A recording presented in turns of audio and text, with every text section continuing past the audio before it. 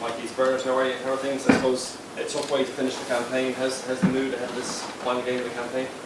Yeah, it's tough. Obviously, the results haven't went our way recently, but we're wanting to finish it strong at least and get positive results.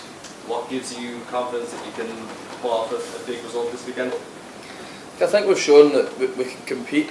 Obviously, the results haven't went our way, but the game at home against the Netherlands, obviously I wasn't there, but I thought we played really well and we were pretty unlucky, to be honest. Obviously, it's a difficult week for the manager. He's somebody who put a huge amount of faith in you and bringing you into the squad. How would you sum up the part that Stephen Kenny's played in your career? Massive part. He's obviously called me in, gave me my debut, and also he's called me up when probably other managers wouldn't. I've not been playing as much as I'd like to, but he showed a lot of faith in me, and I just want to repay him. What's he like on the day-to-day? A great guy. I mean, all the lads love him. I think a lot of the nation love him as well. And he gives everything in his job, and we're trying to get results from him, and it obviously hasn't went our way, but we'd love to try and keep him here. Thanks again. That's Thank you. Hi, Mikey Ashling from Off the Ball. Overall, how have you found your time with Ireland since you came in? Good. It's been a positive start. Obviously, it's only the start. I've only played 6 games, but and I've only had 1 start. But I think it started well. I've had a lot of praise from various places, and I just want to keep that going and hopefully just keep playing well. You mentioned not playing as much as you'd like. Celtic is very competitive. Is it frustrating not to be getting more game time?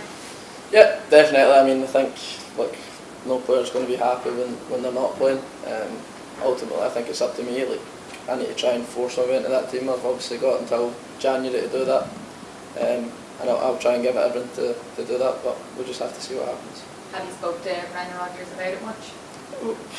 Not much in the last sort of month. We had a little chat. We've had chats here and there, but it's tough decisions for the manager to make, and again, as I say, ultimately it's up to me. And watching League Scales and what he's done, being on the outside now, pretty much one of the starting places, it's pretty positive to see that happening. Yeah, my mate, it's good to see him obviously playing and doing so well. I'm so happy for him, and it can be done. Of course, he thought he was out the door, and now he's back playing, and he's a regular in the team now, so it can definitely be done. I don't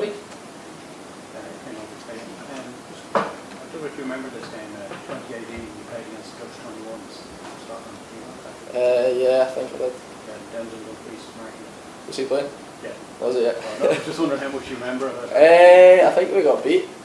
No, you wouldn't. Did we win? Oh, we won 2-0. 2-1. 2-1. I remember that game. Come on, Fraser. Fraser Hornby scored 2. That one. Yeah, I remember that. No, remember much about it, or playing against? Much, man. I don't know even what age I was. 17, 16 or 17 or something. 5 years ago, yeah. Was it? Not much, to be fair. I don't know if I gave him a hard time. I don't know. I can't remember much about it, mate, to be honest. Do you remember much about when you played against these players when you look back, like even last year or a year ago? It's bits and pieces, but I mean, it's been, as you say, 5-6 years now, and it was at youth level, so it's completely different. Paul?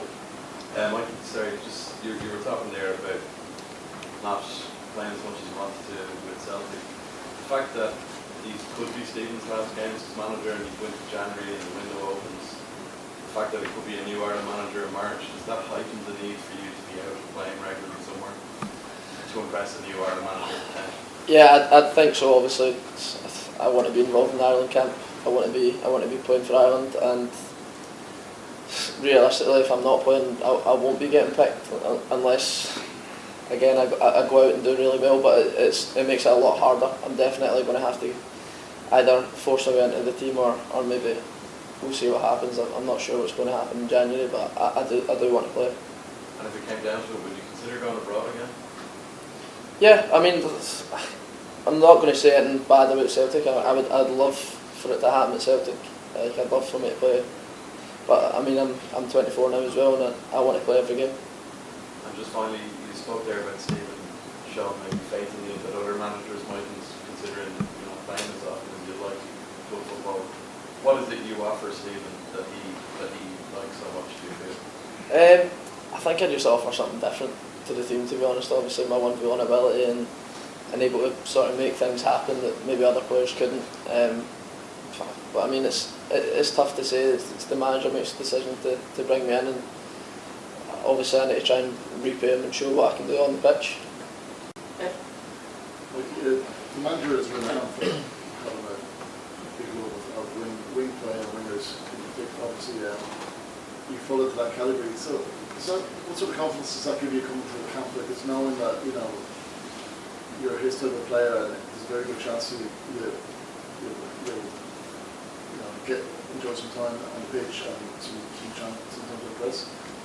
Yeah, I mean, I hope I get some game time here. I'd love to, but again, it does help when the manager obviously has shown faith in me, and he's gave me a lot of confidence to go out and play the way that I want to do it, and yeah, I want to do that again. And then just in terms of being back at the club, you're the type of player who we've seen comes off the bench and can change a game, can bring a bit of magic to the game.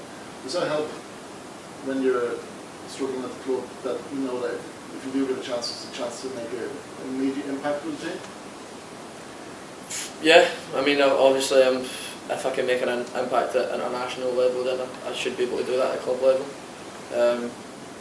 As you say, it's a big stage, and obviously, if I can show that, then all the better. David? You kind of touched on it a bit there, but all talking about 21's game, but you were kind of failing it already.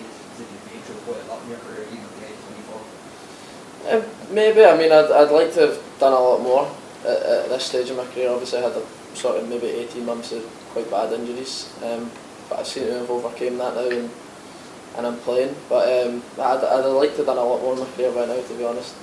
Is that because maybe the kind of expectation you would have had on yourself at that point, or maybe that people would have had a bit of you? Both. I mean, it comes a bit hand in hand. Like, obviously people have expected me to do more, and I expect more from myself. But I mean, there's been a lot of factors to why I haven't done that. Injuries probably been the main one.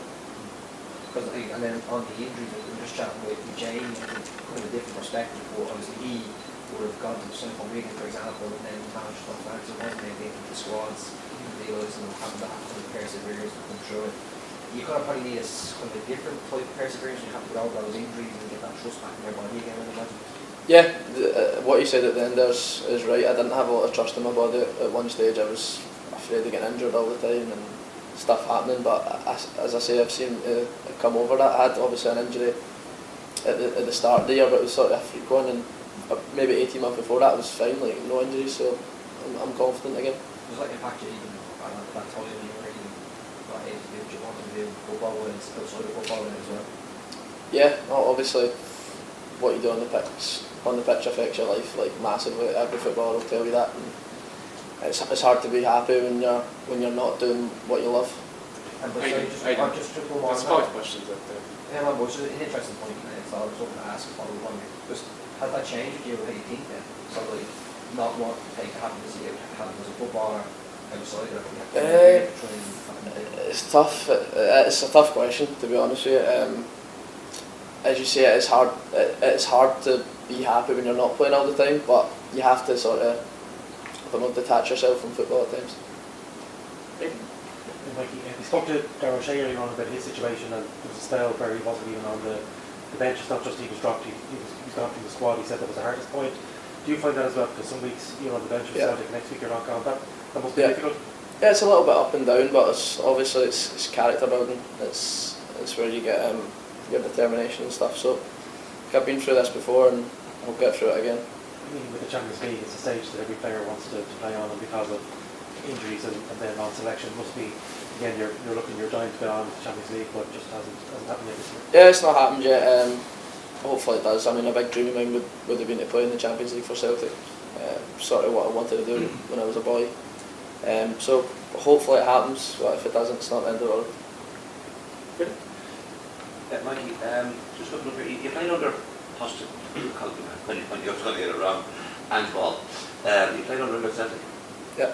2 years ago. Yeah. You played a very good game, nearly 20 matches. I think he did injuries for the end of the season.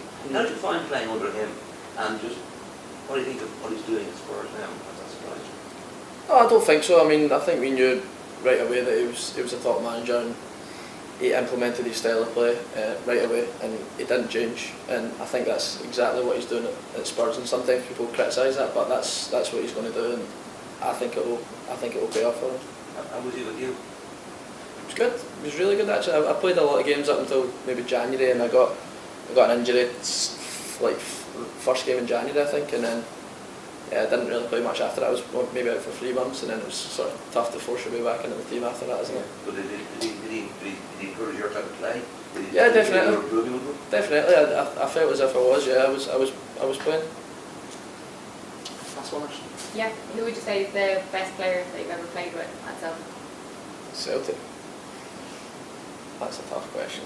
It's a really tough question. I wouldn't want to leave boys out and stuff, so I don't know if I can Or answer you can name that. one or two that you, as really impressed your big leaders in the team? Right now, obviously, there's so many players. I'll talk about right now. There's obviously you've got Callum McGregor, you've got Matt O'Reilly, players like that are top, and obviously the boys that have moved on, boys like Jota. There's so many players you can't name one. But just start by just one, sorry. Your grandfather's from Derry? Yeah. Yeah. Is he his name or? He's dead. Yeah, but is there still family there, cousins? Yeah, I've still got loads of cousins and aunties and stuff. My mum was over visiting last month. That's it. I know how they're like with the movie made. Oh, they're all happy. They're all happy. Thanks, guys. Goodbye. Thank you.